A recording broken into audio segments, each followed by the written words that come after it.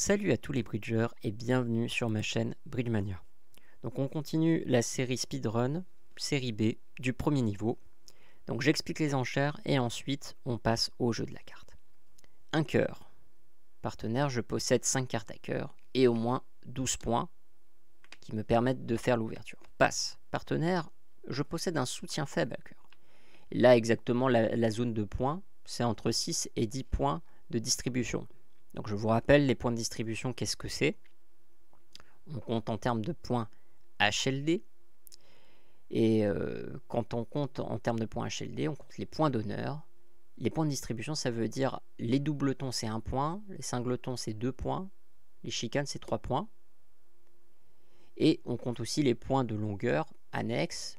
Si vous avez 4 cartes à cœur, ça veut dire si vous avez le fit 4e, de façon générale, on va compter 2 points de distribution et 1 point de distribution pour tout atout supplémentaire. En gros, c'est comme ça qu'on compte les points de distribution de façon générale. Donc là ici, de cœur, je possède un soutien faible entre 6 et 10 points. Donc vous voyez, la zone entre 6 et 10 points, c'est quand même une amplitude suffisamment large. C'est pas quelque chose de précis.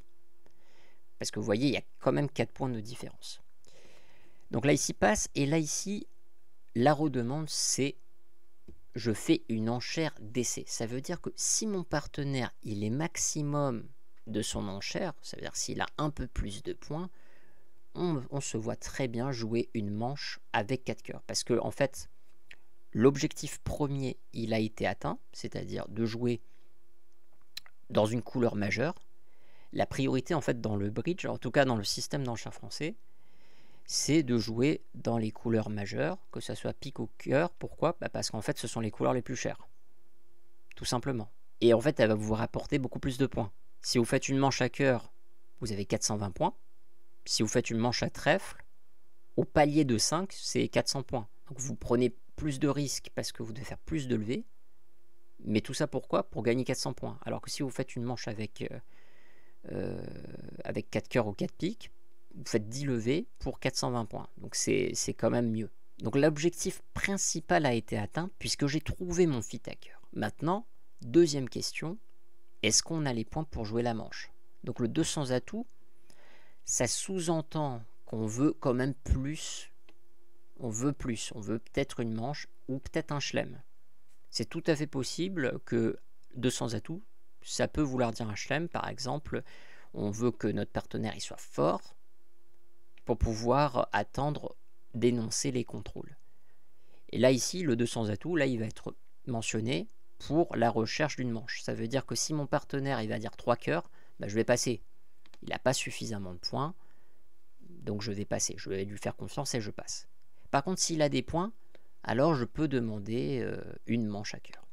Donc effectivement, je fais 200 atouts, je dis partenaire, est-ce que tu es quand même fort dans ta faiblesse quelque part? Tu es plutôt dans la tranche 8-10 ou plutôt 6-7? Et là, il me répond positivement, passe 3 carreaux. Parce que s'il me répond 3 cœurs, c'est une réponse négative. Ça veut dire, je suis minimum. Point. Ne cherche pas plus loin. Par exemple, si j'aurais voulu chercher un chelem et qu'il me dit 3... pardon, pas 3 piques, 3 cœurs. S'il me dit 3 cœurs alors que je voulais chercher un chelem, là, je vais mettre 4 cœurs. Mon partenaire, il va comprendre, oui, en fait, il avait beaucoup plus de points. Et cherchait plus. 3 carreaux, ça veut dire, écoute partenaire, je suis quand même dans le haut de la fourchette, plutôt entre 8 et 10 points de distribution, et j'ai une force à carreaux, si ça peut t'intéresser pour un éventuel chelem. Eh bien, moi partenaire, avec toutes les informations que tu m'as données, je vais faire une manche avec 4 cœurs, je veux faire 4 cœurs. Et c'est parti, nous jouons 4 cœurs. Entame de l'as de carreau. Il faut bien prendre conscience quand même que on a quand même mentionné les carreaux. De façon générale, on n'entame pas dans la couleur mentionnée, sauf si vraiment il y a quelque chose. Donc là ici, il a entamé l'as de carreau. Donc quelle est sa stratégie? On va voir. Donc évidemment, je ne vais pas mettre le roi. On va mettre une petite carte ici. Et il réattaque avec carreau.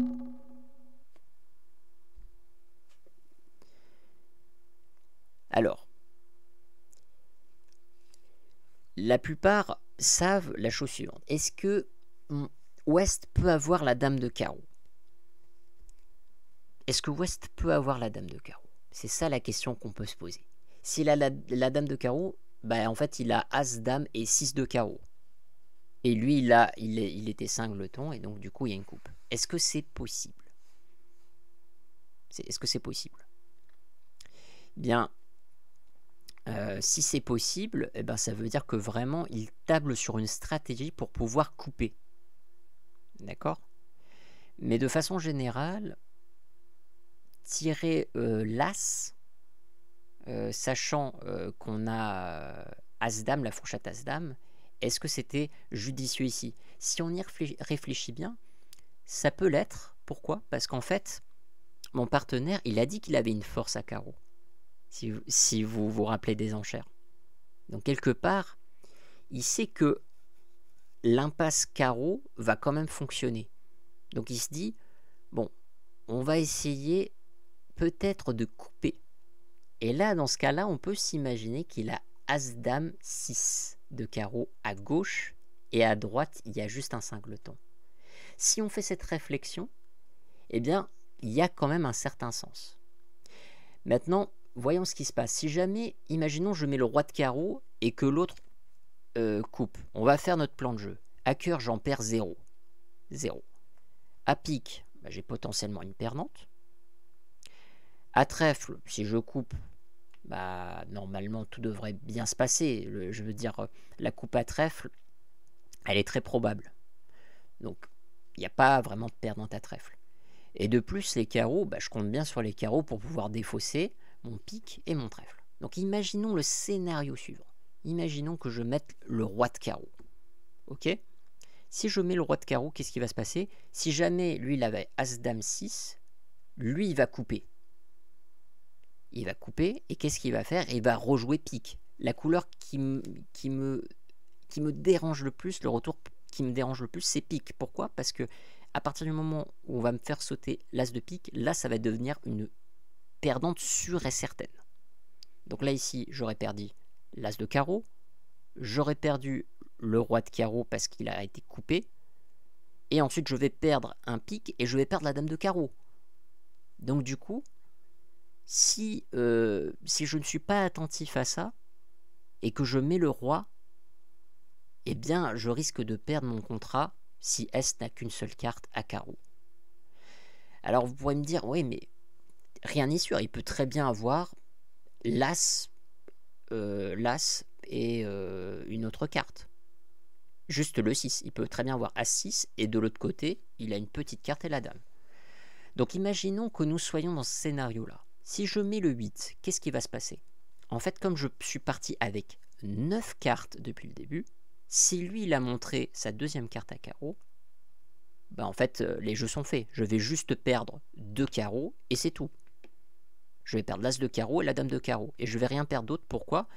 Parce que je vais tirer les atouts, je vais enlever tous les atouts, je vais pouvoir remonter avec ce magnifique as de trèfle et pouvoir défausser mes perdantes. Donc vous voyez, on va dire que c'est une sorte de maniement de sécurité. Donc si je mets le 8, je suis sûr de pouvoir gagner.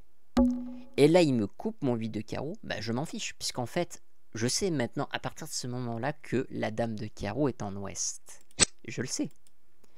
Maintenant il va me retourner pique, ok très bien, mais là ici c'est beaucoup plus simple pour moi. Pourquoi? Parce que là ici je récupère et je sais que une fois que j'aurai tiré tous les atouts de mes adversaires, vous voyez, il ne reste plus qu'un dernier cœur. Bon, si vous voulez vraiment être sûr, on va retirer un cœur, mais il n'y a plus de cœur. Et là, ici, bah, je vais juste tirer le 4 et défausser mes perdants tout tranquillement. Là, je mets mon roi, le valet de carreau pour défausser mes perdantes, et on est bon. Et on a fait 11 levées. Passons à la donne suivante.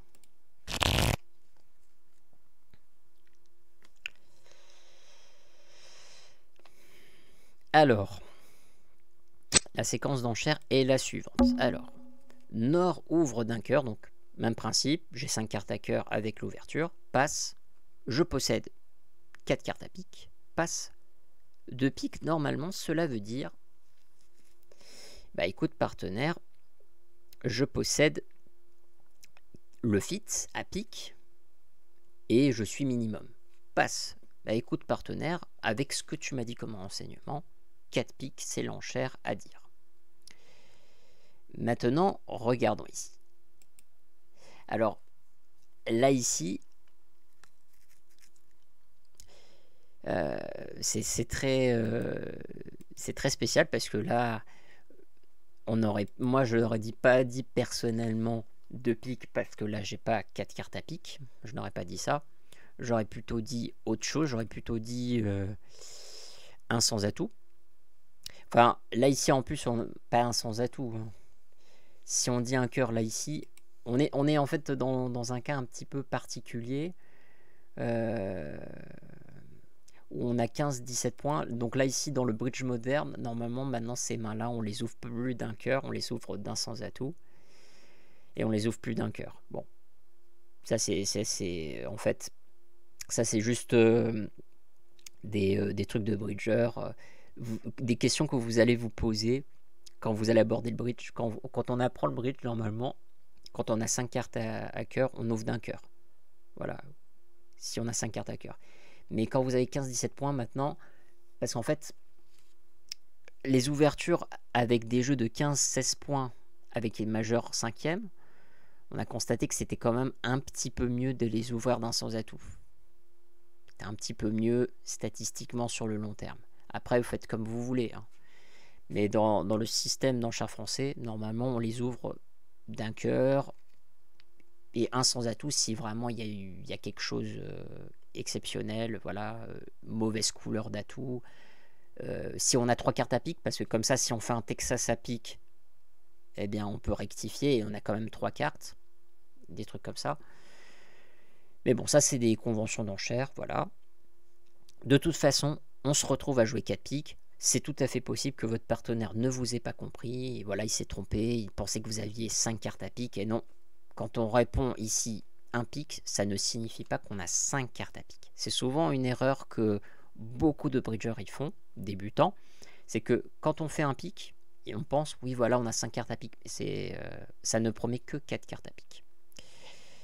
Donc on va quand même essayer de le faire. D'ailleurs, si on avait voulu jouer sans atout, la couleur carreau, elle est quand même catastrophique. Et là, ici, en fait, si on compte les perdantes, on en a 0 à pique, 0 à cœur, 2 à carreau, puisqu'on va quand même essayer de couper peut-être un carreau, mais on voit quand même qu'on a une longue affranchissante à cœur, donc le fait de couper, on s'en moque un petit peu. Et surtout les trèfles. Si les trèfles, il faut que l'as soit bien placé. Parce que si l'as c'est mal placé, on risque pas de faire notre contrat. On va perdre certainement 2 trèfles si l'as c'est mal placé. Donc, on peut avoir potentiellement 4 perdantes si l'as de trèfle est mal placé. Donc, il faudra supposer quand même que l'as de trèfle est bien placé. Parce que si l'as de trèfle est mal placé, on en perd 2. Donc, c'est parti. Ok. Alors, quand on met l'as de façon générale, vous les bridgers, quand on met l'as, ça vous dit quoi? Ben, en fait, ça dénie le roi. S'il avait mis le roi peut promettre l'as. Mais quand il met l'as, c'est sûr qu'il n'a pas le roi. Moi, je vais mettre le 5. Voilà, il récupère avec une autre carte. Alors là, je suis content parce que là, il me tire dans mes trèfles. Ça veut dire que c'est moi qui vais recevoir. Et il tire là, je suis d'autant plus content. Et là, ici, le roi. Donc là, ici, il faut juste faire attention. Il faut faire le bon maniement. Si vous jouez les piques de la mauvaise façon, ça peut vous coûter cher. Donc il faut d'abord jouer les honneurs de la main courte. Je pense que c'est quelque chose que vous connaissez. Pour éviter d'être bloqué. Donc on fait le valet pique maintenant. Je joue de la main courte et maintenant je reviens sur la main longue avec le 2 de pique pour le roi ou la dame. Et je n'oublie pas de tirer ma dame, sinon je risque de me faire couper mes cœurs. Je vais faire le reste avec mes 5 cœurs et je réussis mon contrat de 4 piques. J'espère que cette vidéo vous aura plu. N'hésitez pas à me soutenir en vous abonnant et moi je vous dis à une prochaine fois et bon bridge.